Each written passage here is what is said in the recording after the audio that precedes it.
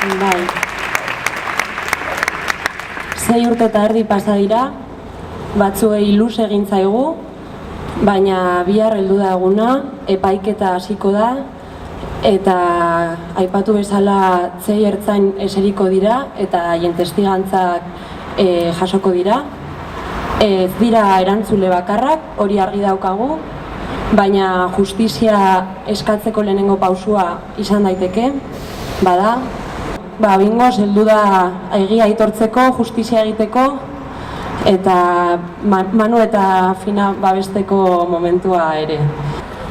Egia behar dugu, egiaren aitortza, erantzuleak esertzea hor, eta inolako inpunitaterik gabe, ze orain arte impunitatearekin jokatzen egon dira.